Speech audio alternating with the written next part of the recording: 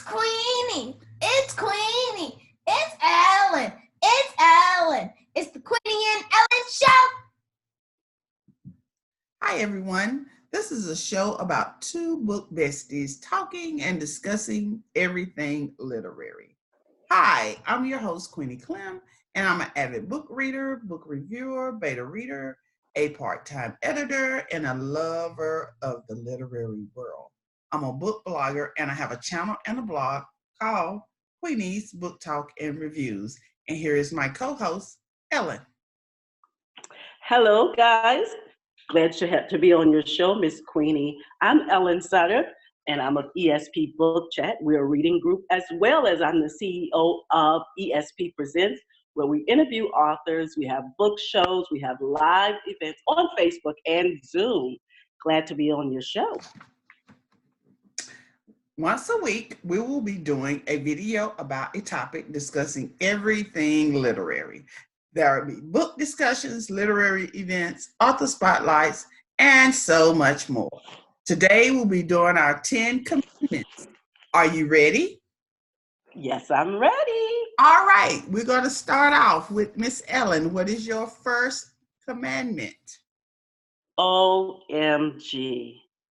Thou shalt always ask others what they are reading. Why do we do this? So that we can have a community of book lovers. What is yours?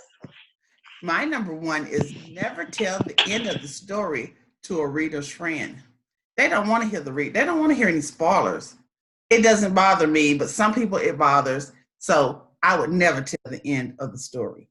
They just have to go over there and read it. Ooh, I would say no to that. And my number two is thou shalt always find a space to read to ensure that you can finish your reading goal. Wow. My number two is skipping. No skipping to the end of the book. That is a no-no. That is a no-no. OMG, I have a friend, Wendy. You know, in our book club, she would go to the back of the page before she gets to the front. I was like, oh my no! God, really? No. Yeah, she did that. She did that. My number three is thou shalt always let it be known that the characters that you are reading about in your book are not real. It's just a book. Oh, well, for me, I think the characters are my friends. That's just me. My number three is use a bookmark instead of breaking the bind, dog-earing your books. That is a big no-no. Get a bookmark. A bookmark. They're not very expensive. Bookmarks. I have one right here. Just a little simple bookmark. Wow. My number four, thou shalt make sure if you're reading, thou should make sure if you're reading, put your book on Goodread. Others want to know, and please write a very small blurb on the book that you're reading.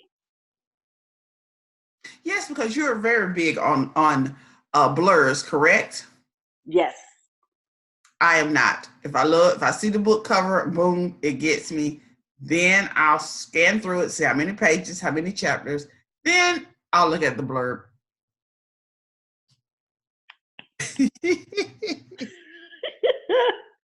Number 4, you should always have a library card handy. Bam. My number 5. And thou shalt always take a book library card. I have one,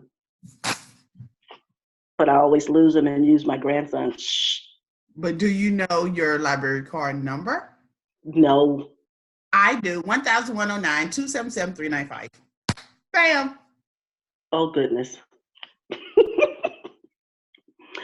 My number 5. Thou shalt always take a book or two with you wherever you go, especially during times of waiting. Trust me, they will call your name as soon as you're reading your favorite part in your book. LOL, Yes. why? Yes. Yes. I take a book and my tablet. So whenever I'm tired of reading, I can go to the tablet. If the tablet dies on me, I got my book. Yes, yes, yes, yes. And that is my. So, being that I'm a literary event planner, Mm-hmm.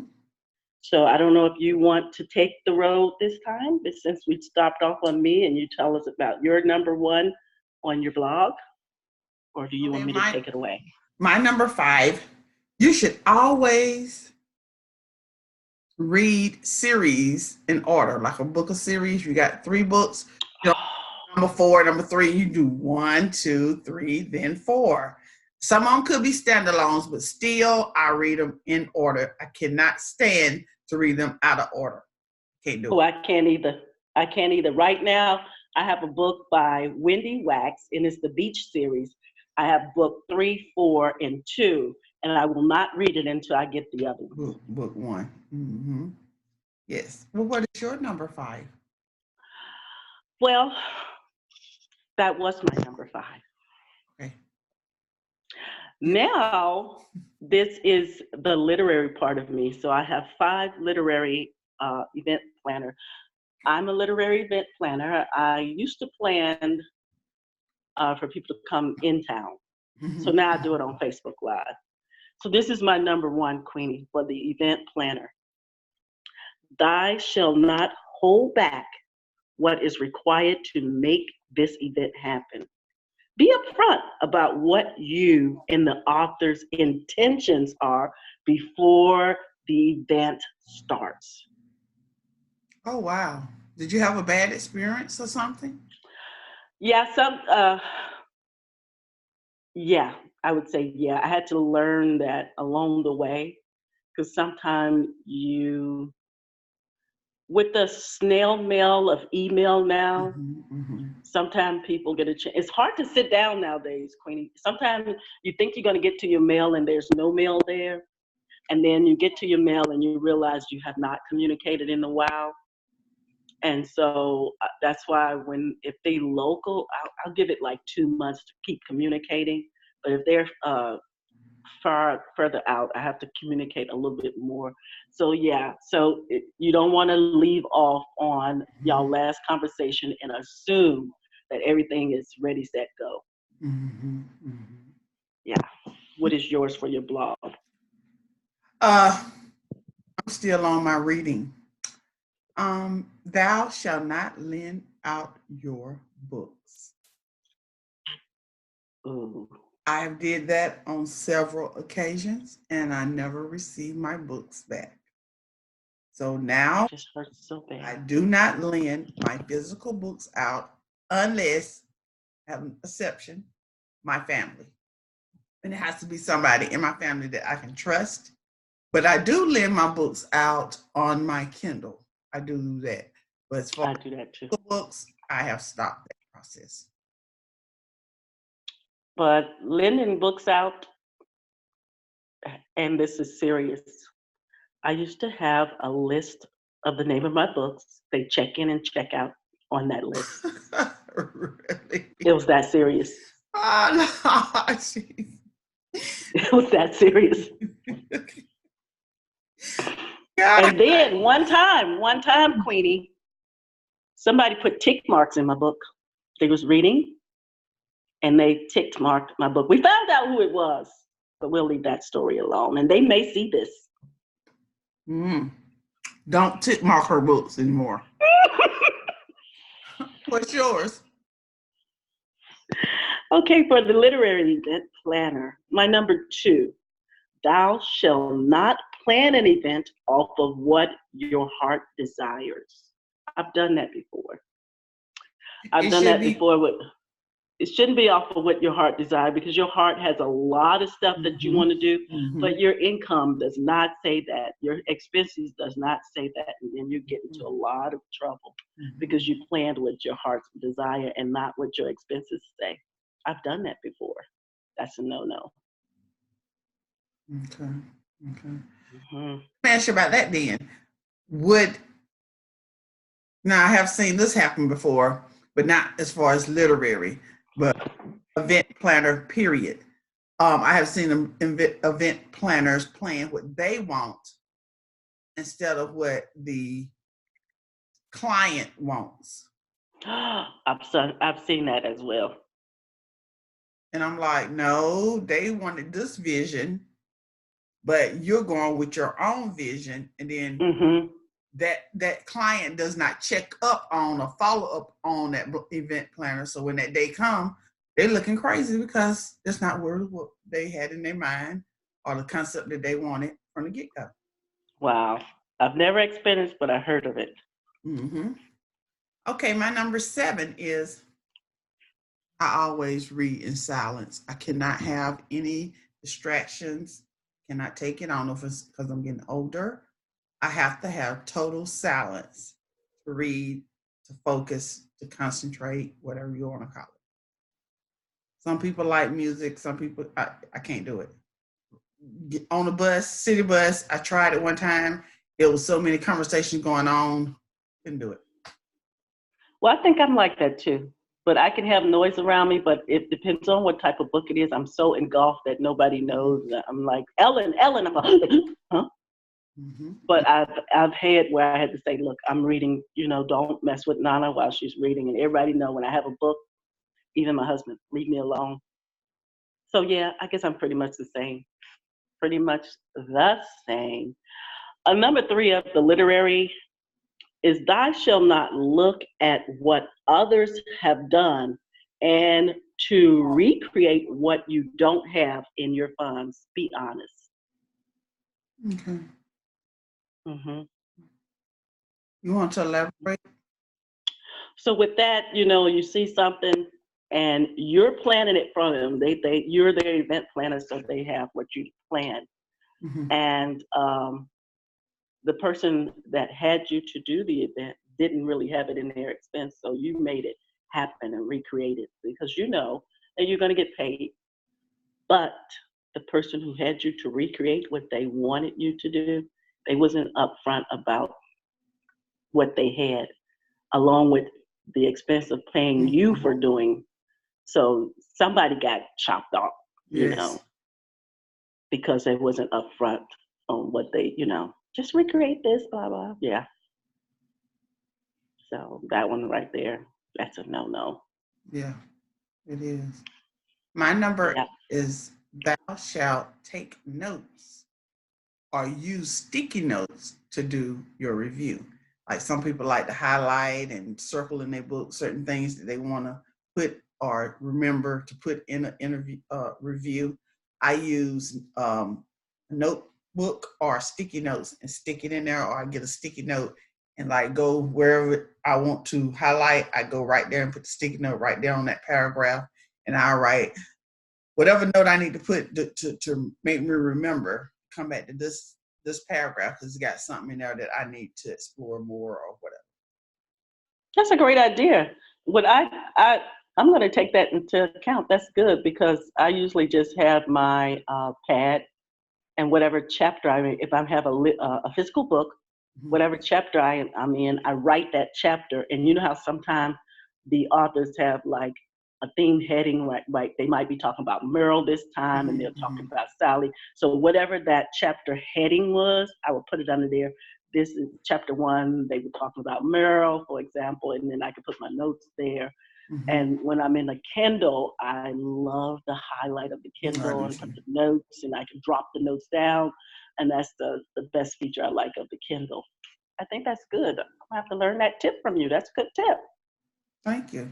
Good. I hadn't even thought about that. I'm giving that a lot of thought as we both do reviews.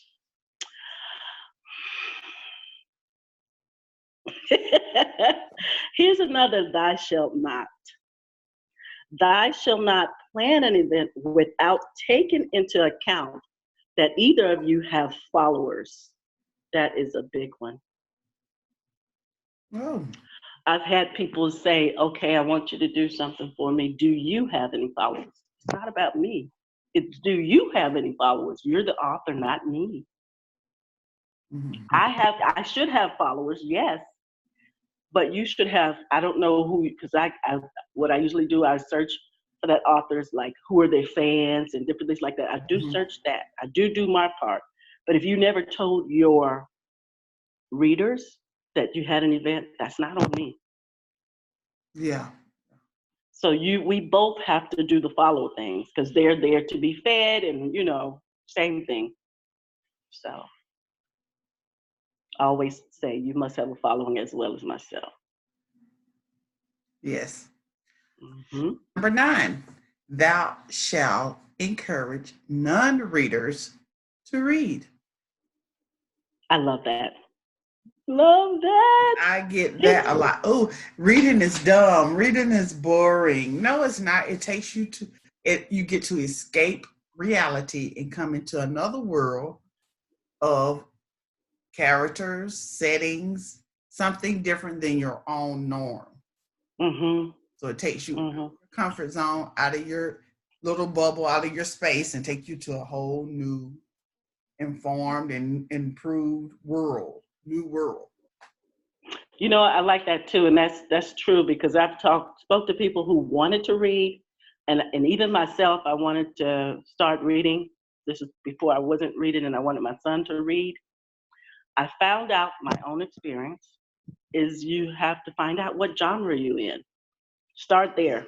Yeah. Start in what genre you in, and I found out I like romance, Christian fiction, some history, romance, and different things like that.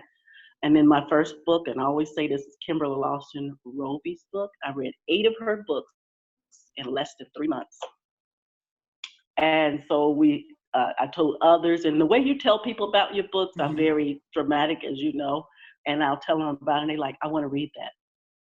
So I would say you would love to read this. Start off with this if you don't know what book you want to read or anything. And usually those who I introduced or encouraged to read, they were in and they were ready and so excited about.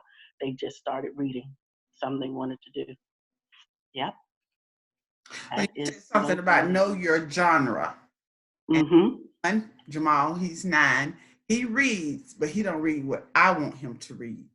Mm-hmm. And when I get him stuff that I want him to read, he just glosses over it. And I get mad and it's like a battle. So what someone told me was let him pick his own books. If you let him pick Yeah. he will read more and more. And now he got 2 or 3 different series of books. He got over 100 books. Wow. 100. But he has mostly read all of those books. But the books I bought him to read, no disrespect, but I prefer him to read something African American or a male, by a male, whatever. He doesn't Mm-hmm. those books. I done tried Percy Jackson. I done tried, I don't know. Every time I see a black author writing a book about a black boy, I try to present it to him, and he only book that he liked that was African American, and it was about a boy. It was about grandpa. Grandpa cutting hair or going fishing or something. I don't know. Still got the book somewhere on my shelf, but that's the only book that he gravitated to for Oh. African American or African boys. Now, like I said, I'm trying to get him into other things. If anybody out there know of any African American books for boys between the ages of 10 and 11, 3rd grade, 4th grade, 5th grade, chapter books, please. I've been trying to throw stuff to him. He's not. Mm. So I'll he be looking out colors. for that too. He also draws and he writes his own stories, but they're Again, they're way far-fetched, but I want him to bring it in and do with along his own race. But it is at least, like they say, at least he's reading, he's drawing, he's got his own imagination. He done illustrated. He done wrote 2 books and illustrated 2. One is in his first elementary school library. His second is he's read it to his whole entire school this year. Well, school goes this year. He has read it to his school last year. So he has 2 books, but so how does that make you feel? I mean, like, yes, for me, I never even looked at it that way, where, you know, get an African American book versus, because I got my grandkids and my son is older. I just and then again, I never looked at any books that's African American that's in that age group, like you're saying, because I don't know any, but I can still look for it, like you said. And only thing that I can think of, like, is street lit. Is it because it's kind of like street lit, or is it, you know, are we writing differently? His age group, I really don't know. well, like I said, I'm just looking for someone who can write about him, so he can see his face in one of those pictures on the front of the cover, you know. But he's more into superhero stuff and mystery type things, detective kind of things. But I'm trying to bring him over on this side, and he's not. So I'm just letting him read what he want to read, but he at least got to read 2 or 3 books a year that I pick out for him. Well, we're gonna have to venture off that, and let's come back with that and see how we did while having Jamal, you know, or anybody else that, you know, read books that look like you, and what is the experience like, and, you know, that age group, because I don't know. I haven't seen any. I hadn't looked. Let me just say that I hadn't looked, and my kids are young. But my number 5 in the literary planning, thou shall not lose sleep over your failure, but to know that they are stepping stones to your successful business, and don't be afraid to be a student at all times. What I mean by that is, so many people are afraid to fail. And I failed a lot. When I say a lot, and I've lost big money. And in that failure, I learned, I mean, they were big crocodile tears. There were times when my husband said, you need to fold this business over. And he knows I love it, and he knows I'll do it just for free. But you cannot look at failure that way. I think even in experiments, like a scientist, they did not become successful with their success. They became successful with their failures. Those experiments that failed, they learned how to do them, and they became successful. If that makes any sense at all. Yes. So then I learned that the times that I failed, I said, okay, Ellen, you know, there's your stepping stone. Just keep on going, embrace those failures, because they help you. And then I learned to do things differently, and still doing innovative, differently things, like doing it online versus going to a building where sometimes people don't have their followers come, or it's a no-show, and still I have to pay for the event. So I had to keep in mind, Ellen, if nobody comes or if nothing happens, you still have to pay for this, you know, building. So I learned a lot from a lot of authors and a lot of shoulders that I had to lay on. And I learned that I love this. And when I say to be a student, that means don't be so in love with your stuff that you can't take any constructive criticism from someone else, or that you're so in love with your job that you can't hear anything else. And so that's what I learned from that. So don't be afraid of failure. Some people just panic over failure. And so I'm learning to embrace it and to use it as a stepping stone towards success. Am I there? No, not there yet, but I've learned a lot of stuff to keep it moving. Yes. Okay, my number 10 is piggybacking off of what you said about taking books everywhere. You should question a reader why they're bringing books everywhere they go. Why are you bringing a book? You ain't gonna be there that long. You don't know how long I'm gonna be waiting for the doctor to call me. You don't know how long it's gonna take them to fix my car. You don't know how long the bus is gonna be here. It might break down.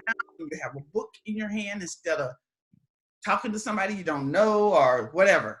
So I always have a book. Jamal and I always have a book in hand when we walk out that door. Sometimes be like, no, you don't need a book. You don't need a book. And I'd be like regretting it because we didn't have to sit so long, and he frustrated, fidgety, and it's not kid friendly, and he's gonna have to sit there and be bored and gonna get on my nerves. So if it ain't a book, bring something to entertain him. Unfortunately, yesterday we had an incident in my family. He's like, Mama, can I bring a book?